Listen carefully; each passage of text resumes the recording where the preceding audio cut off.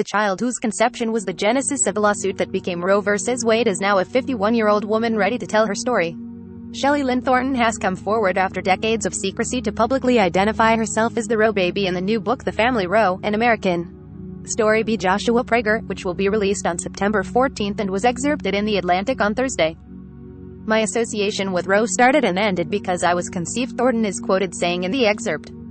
Her birth mother's lawsuit became the landmark 1973 Supreme Court case that secured the right for women to legally have an abortion across the country.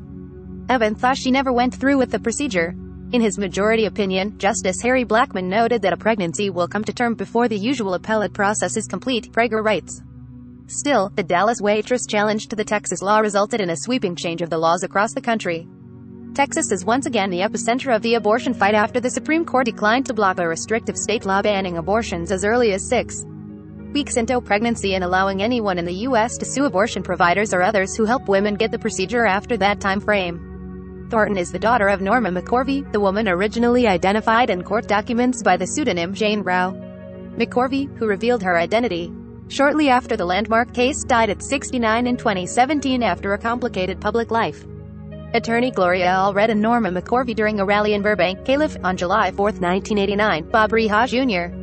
Getty Images. McCorvey was initially pro-choice, then switched to an anti-abortion stance following religious conversion, and then revealed in a stunning deathbed confession in a documentary that she was paid exorbitant money by a religious organization to pose as an anti-abortion activist even though she didn't believe in that view. Thornton was born in a Dallas hospital in 1970 as the third of the McCorveys' 3 children, none of whom she raised. She was 2 years old by the time the Roe v. Wade ruling came down, and living with her adoptive parents in Texas, and her existence itself became a symbol to anti-abortion activists.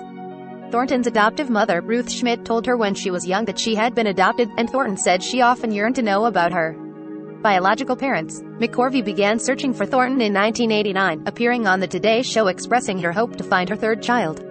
She already knew her 2 other daughters but had only scant information about Thornton.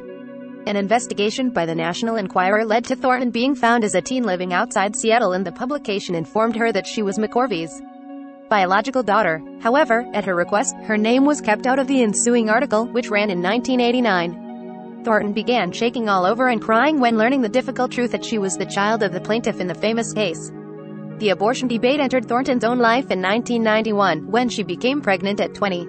She decided to have the child, but didn't understand why the abortion decision should be a government concern.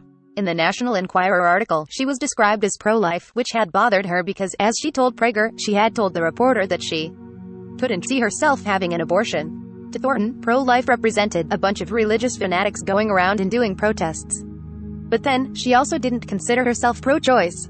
Norma was pro-choice, and it seemed to Shelley that to have an abortion would render her no different than Norma, Prager wrote. Still, abortion was not part of who I was, which is why she had the baby.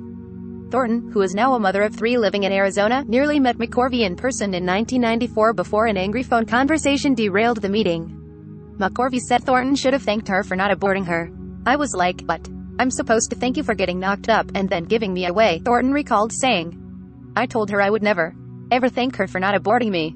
Thornton has since met her 2 half-sisters, but she did not reunite with McCorvey before her death. After years of keeping her secret and worrying that someone else would publicly share her story, she decided to share it herself. "I want everyone to understand," she said, "that this is something I've chosen to do.